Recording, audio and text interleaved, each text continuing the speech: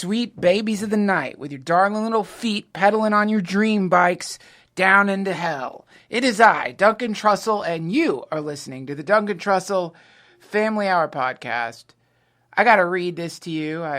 I'm sure if you're someone who, like me, stays online for 95% of your life, you already read this incredible, weird report coming from the scientific universe. This is from ScienceDaily.com.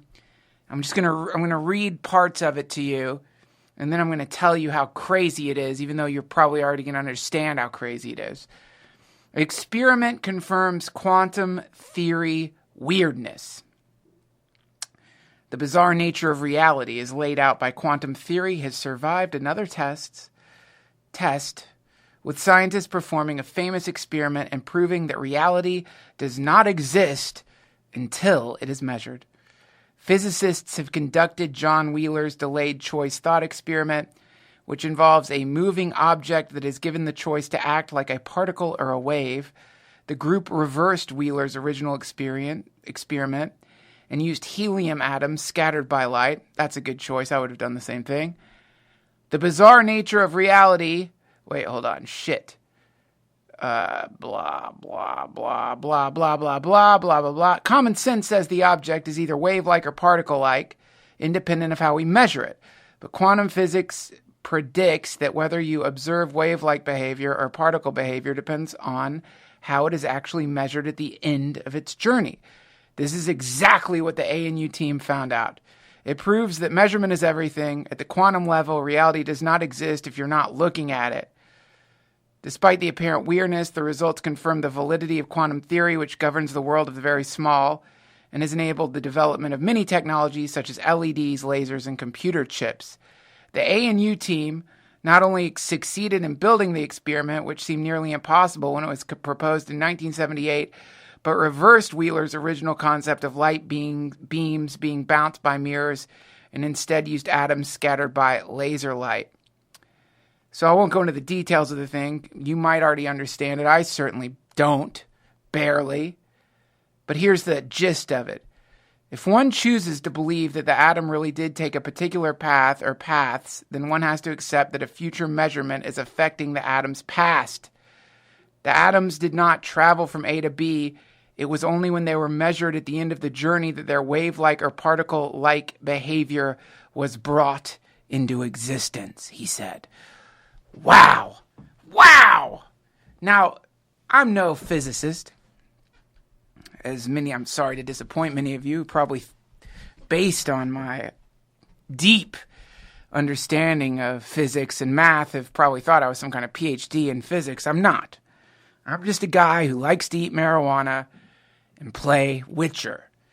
But I will tell you that this experiment validates my understanding, not of physics, but of magic and prayer and all the, quote, woo-woo stuff that I like talking about on this podcast. Because here we have reality, this sort of non-existent blast of phenomena. And then we have the expectations of the scientists shaping that reality at the fundamental level. That's all magic is, friends. That's all prayer is. That's all any of this stuff really is. It's learning how to focus your attention in a very specific way so that you can shape the field of phenomena around you to match whatever it is that you desire. That's the idea. That's it. So, if this is working in the tiniest level, it's got to be working all the way up to the top. As the Emerald Tablet of Hermes Trismegisterius says, forgive me if I fuck up that name, it's fun to say, Emerald Tablet of Hermes Trismegisterius says, as above, so below. Which means as below, so above. So if at the very fundamental, deepest, smallest, tiniest, pixelated version of this strange dimension that we're existing in, the expectations of scientists is actually forming reality, possibly even forming reality in the past, then it must be happening right now. You understand? You're like a lighthouse. Your sensory apparatus is like a reality-shaping lighthouse. And whatever particular light that you're casting out into this great nothingness, the void surrounding all of us, is literally bringing it into existence. This is the breath of God in the book of Genesis. This is the breath of life. You still have it inside of you. The exhalation of the divine is rolling through you at every moment. And when you look out at the world, you have to do what God did in the book of Genesis. Not literally, you fucking assholes. I'm not saying it really happened. It's all symbolic. It's all deeper than you can understand. So don't clench your assholes, you atheists. I don't mean it literally happened. But in the book of Genesis, it says that God looked out upon the world and it was good. I don't know, it says something like that. Basically, he said, it's good. This is good. It's good. This is good. And it was.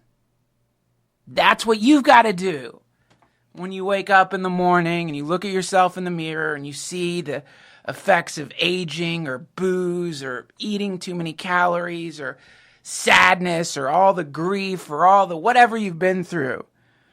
You've got to figure out a way to look at that reflection and say, it is good. This is good. This is good. And you do that because at the fundamental level, you are affecting yourself. At the quantum level, you are changing yourself every time you do something like that. Every time you have an expectation of people around you that's better than whatever it formerly was, then you are shifting reality.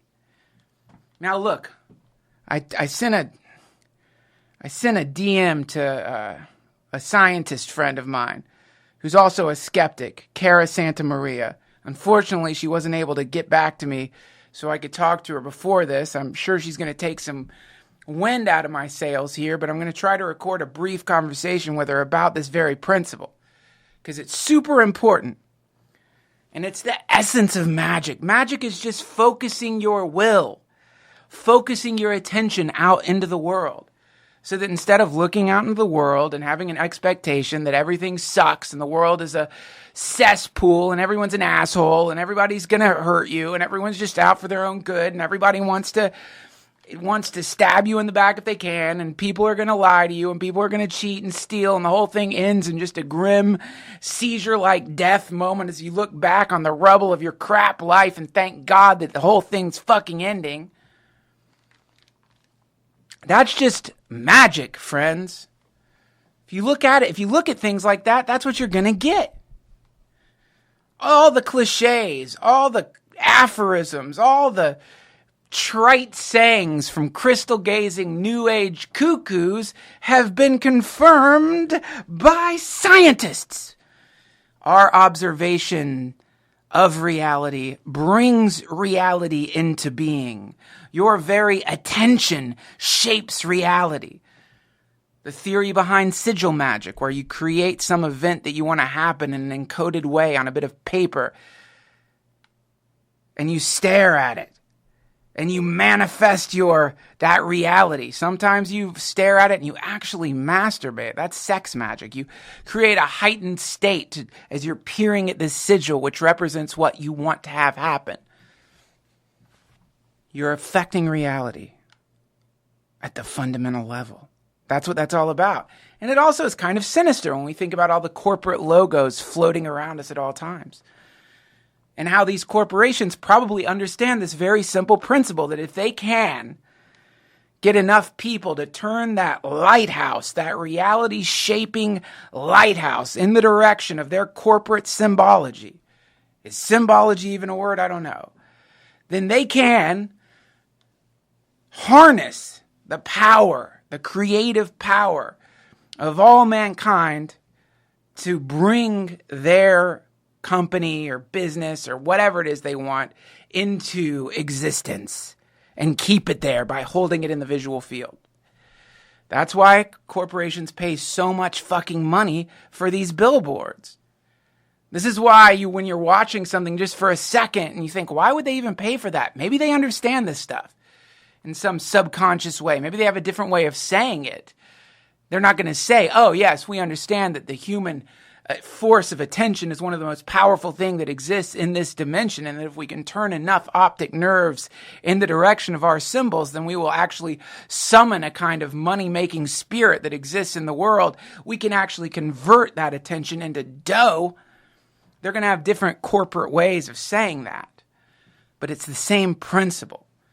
And you got to bring it back to yourself, which is every single day when your mind, like some awful, stubborn mule, starts pulling the chariot of your life in the direction of hell by talking shit about friends or hating yourself or contemplating suicide or considering how miserable your life is or turning towards the hopeless. When it starts pulling the chariot of your life toward the fields of desolation that so many other lives have been yanked into, you've got to grab the reins and use your will. Consider this scientific experiment and recognize that the untrained mind that is running amok through your life is actually summoning demons into your very existence.